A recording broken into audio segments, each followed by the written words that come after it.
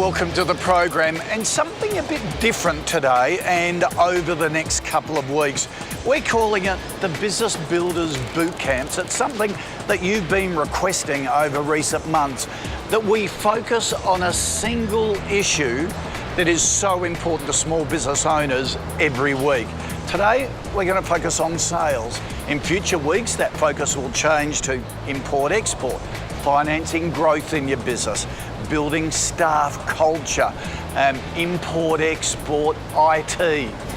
We're going to tap the advice and tips of our regular business builders experts, plus the experts that appeared recently at our Business Builders Boot Camp. So let's kick it off with sales.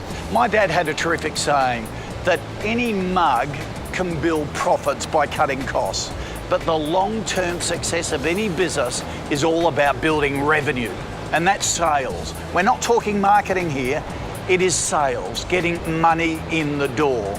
So, what is selling? My definition of selling, by the way, is help your customers make a better buying decision. Sometimes the better decision isn't you, okay? Help them make a better decision and they will be a customer sooner or later. Kieran was speaking at our last Business Builders Boot Camp, and his comments really focus you in on what sales should be all about. And that's the theme of today's program, building sales for your business, getting revenue in the door. Now, you might remember Amy Firth. She's building a terrific childcare centre, but needs more sales. So we sent along our finance guru, Julia Bickerstaff, to show Amy how to build a referral system. Now, in terms of actually getting sort of more children in here, have you thought about offering some sort of referral program to your current parents? Have you thought about that? We do have a voucher for parents. We have a little bit of a shop where we sell a few educational toys and equipment, and we give the parents a voucher for referring a friend, and if their friend signs up. So, and is that being successful? We need to inform parents a little bit more that it is actually happening. We have a lot of information to give parents in a very little amount of time here. Yes. Yeah. Because I think that's the sort of thing, you know with people are very forgetful. You need to tell them all the time. They need to, literally, I think you've got to tell somebody 6 times before they get it. So you've got to keep talking about that, about whatever the bonus is. But, you could also do things like, a free session or something like that, something which they then don't have to spend to use, because that feels a little bit more like, oh yes, I'm definitely going to. Because what you want is your parents going out searching for more people, not just telling their neighbour and just getting something for free. So it might be worth actually making the referral fee a little bit more costly for you, but if you get somebody in for another 12 weeks, and if most of your people then repeat, then it's really worth it to sort of take a little bit more pain now, but for a longer thing. So that's another thing to think about. After the break, we help an outdoor products company target their customers better to build those sales.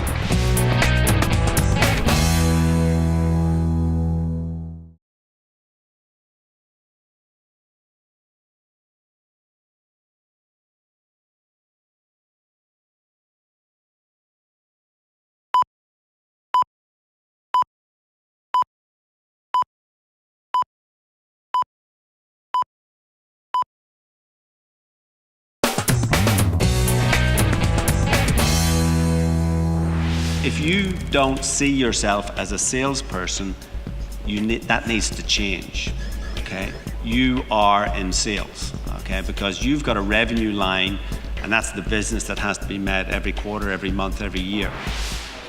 Kieran's reminding us that every business owner has to be a salesperson. Doesn't matter whether you started your business because you were good at something else. You've got to be good at sales. You've got to learn to love sales. Now, Greg Lees loves the outdoors. He loves his business, camp, hike, climb, but he's got to love sales. Our marketing expert, Linda Haley, sat down with Greg to explain how to better target his customers. So I noticed in your plan that you've been quite specific about the types of people you want to attract into the store. So who are your target markets? Pretty much anybody connected to the outdoors or the love of the outdoors. Outdoor groups, school outdoor groups, also rovers, bushwalking clubs, climbing clubs, caving clubs, all those sorts of areas of the market. And have you identified who they are? So do you have contacts for these guys? Yeah. They generally have clubs and websites and that sort of thing to connect to, and some of them we already have on board with us, yeah. Okay. I think by focusing on those specialised groups, that's going to be your bread and butter. Sure. Because they're multiple purchases. Sure. It's not like they're buying a gift for someone for Christmas and won't come back in here. Yeah. This is a bit like any hobby group. It's like they come in and go, oh, I want one of those. Yeah. Can't afford it yet, I'll save up. Yeah. So part of your marketing needs to be about building relationships Yes. with these guys. Sorts of things that I would be doing is, now that you know who they are, I would actually be contacting them on a regular basis. Yes. Could be a newsletter. I know you've got a blog on your website, but it could be specific information for them. Yes. It could also be a series of hosted events. You said that Rovers and Scouts, now that's obviously a school, a lot of those kids are at school. Yeah, it can be. I mean, one of the things that an idea that I had, and I've actually brought it forward with the club groups that have come in, is offering my retail space for information nights and shopping nights at the same time. I really think you're on the right track. With local area marketing, it's a part of being a part of a community. And you're not just part of the local community here, you're a part of the outdoor community. So by identifying any of those groups and doing things like sending them a newsletter, I'd also include a page for them on your website. Sure. So that could be updates. Even if you let them post details of what they're doing there, you become that local information giver for that particular market. After the break, how to improve your phone and email sales techniques, and when's the best time to hire a salesperson?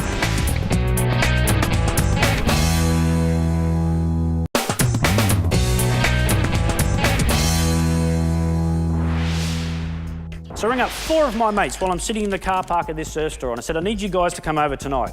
They said, why? I said, because I'm having a board meeting, because I'm a businessman. They come over that night, they said, what's up? I said, I want one of you to ring this surf store once a week, and this is all I want you to say. Week 1, ring, ring. Hello, do you have any Attitude gear? No, we don't. Week 2, hello, do you have any Attitude gear? No, not yet.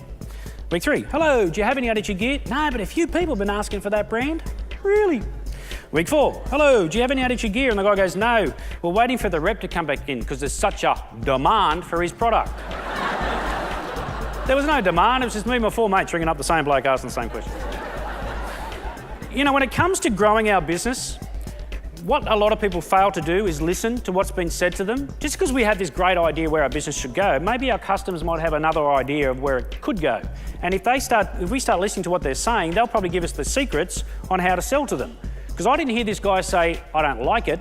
I heard him say, no one's asking for it. It's a great story, isn't it? I love Justin Herald.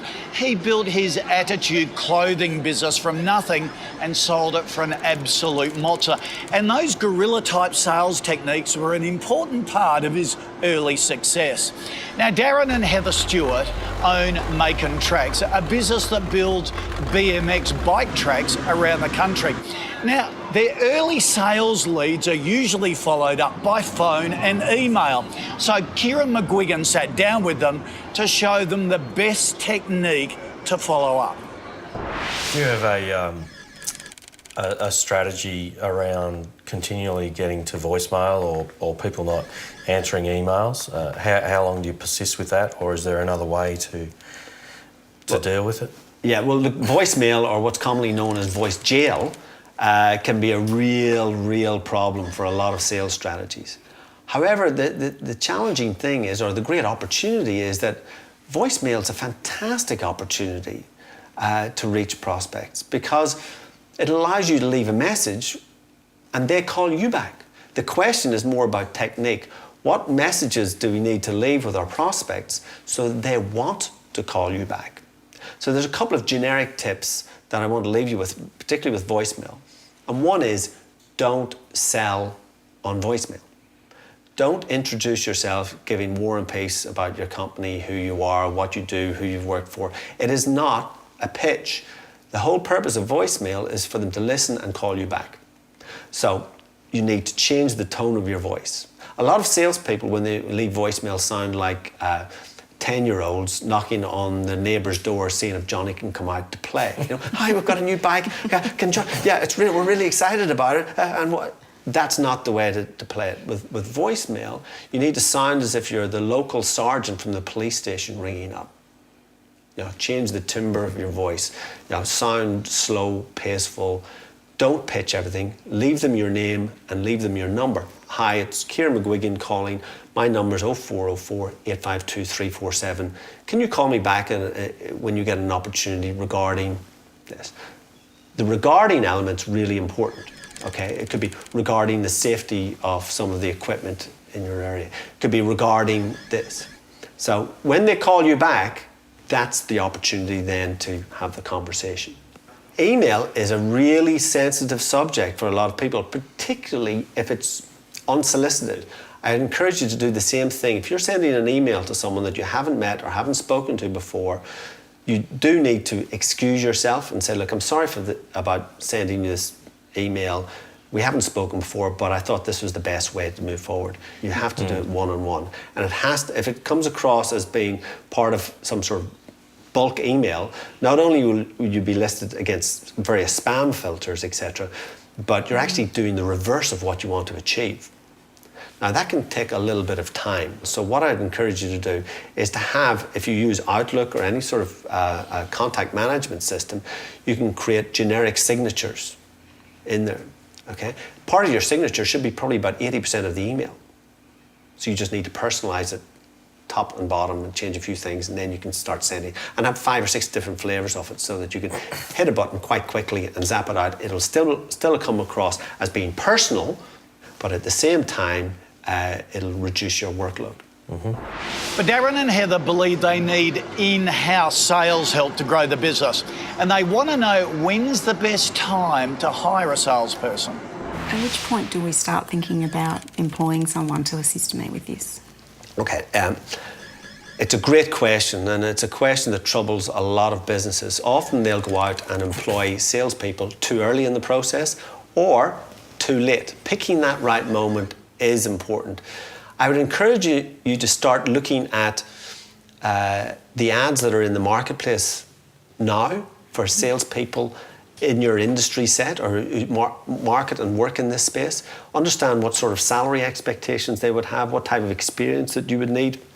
And this may be 6 months to a year before you actually need to employ them. But from a budgeting and a planning point of view, you need to understand that if you're going to take on, say, an $80,000, $100,000 salesperson, you're going to need to budget for them not to make any money for you for about maybe 3 to 5 months. You also have to be able to deal with the consequences to them not performing. Let's say you employ someone for 3 months and you have to sack them or let them go. Well, that's 3 months of salary, of hard dollars that you've earned that have brought zero back, and you've got the distinct possibility of having to hire someone else for another 3 months before they make it. So hiring a salesperson who doesn't perform can break your business. It's a really important decision. So first of all, before you hire anyone, okay, you need to own the system.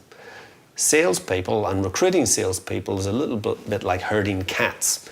When they all come on board, the chances are very high that they want to do what they want to do because of where they came from. They know how to do it. Salespeople are naturally independent. However, they need to work in your system. So that means you need to own it. And you have to say, I know you've got lots of experience, I know you've done all this before, but for the next 5 weeks, I just want you to do this every day in this way. So sometimes it can be an advantage to recruit someone quite junior, who's got potential, who can grow into your system rather than trying to renovate someone else's system. So plan early. Obviously bringing people on sooner rather than later can be a good thing if there's a robust system to support them. After the break, finding the low-hanging sales in your own backyard.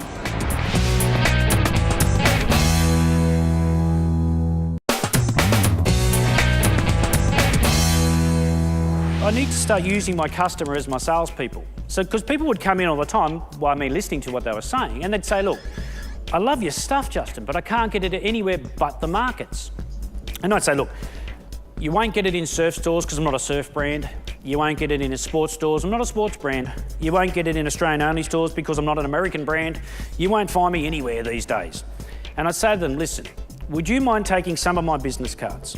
The next time you're in a store that you think that my product would suit really well, could you give the owner of the store my business cards and just say, listen, I do a bit of work for this brand, which you've never heard of, called Attitude, and it would be really, really good for your store. Now, I don't have any on me at the moment because all the other reps are taking the stock out today, but I just thought you'd really need to know about this brand. So if you ring our head office number, they'll send another rep out to see you. And I was the guy they were ringing. I was the guy going to go and see him. I was going to come back and pack the box, and I was going to ring up an American accent from the accounts department to get my money.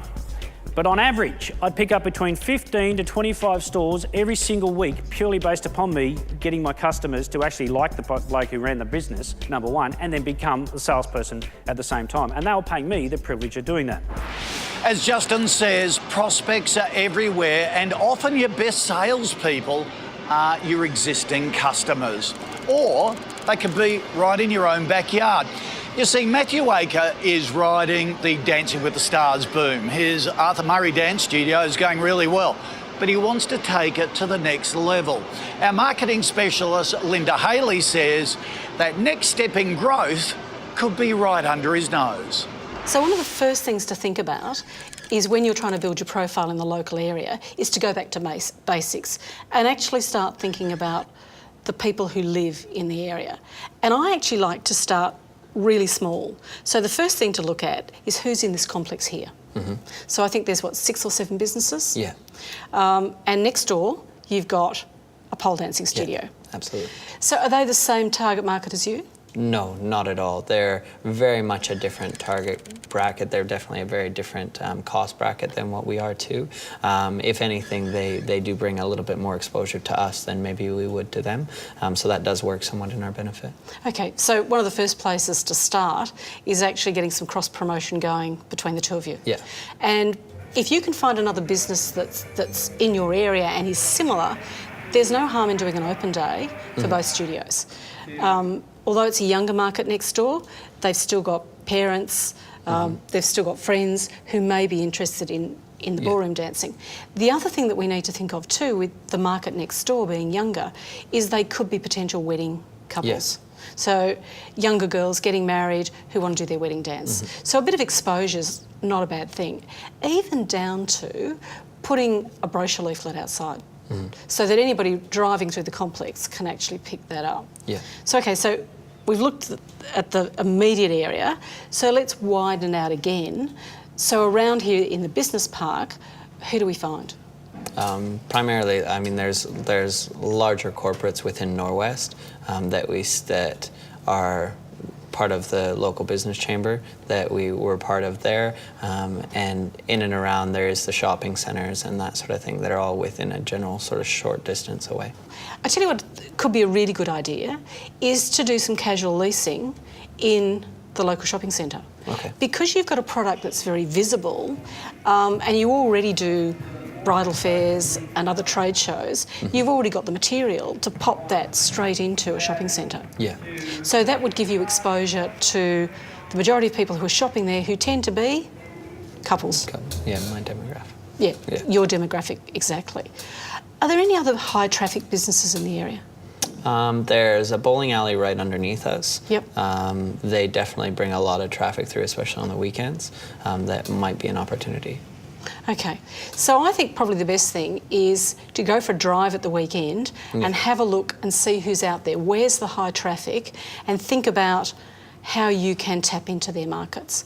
So that could be signage, it could be some joint promotion, it could be asking them to actually distribute brochures. Okay. So that takes care of that particular area, and I think you said that there's a major business park locally. Yeah, there's Norwest Business Park, which is right beside us. Have you had anything to do with any of the corporates? Not so much. We have done like corporate events. We did an event for some of the Woolworths staff. We did an event for some of the Koch staff actually in the area. And we've done other corporate, more along a team building sort of seminar things for people who wanted to use the dancing as a facilitator. So what was the response when you did it? It was really, really good. It was great exposure to the studio for one, when we could actually get them to the studio. In some cases where we were actually going out to their venues, which probably didn't get the same response because they weren't getting the whole experience of what the studio had to offer. Part of your local area marketing is to make the most of what you've got. So you've already done corporate training programs, so you've got all the material for that? Yeah. Do you have, are your staff trained to be able to do it as well? No. I think in that situation it would be something that I would want to somewhat keep as myself doing it, but maybe have, depending on the size of the event, have my staff helping me out for a better exposure. Okay, so we know you've got the material, you know how to do it. Yes, you may need to train some of your staff. I think you've got a golden opportunity to get doing some marketing fairly quickly. Okay. That's all we have time for today. Hopefully we fired your passion for sales. Start using our tips right now. They will make a difference, I promise. Now, if you want to see this episode again or get any more information on sales or other business issues, go to our website, kochiesbusinessbuilders.com.au, and also join the Business Builders community through Facebook and Twitter.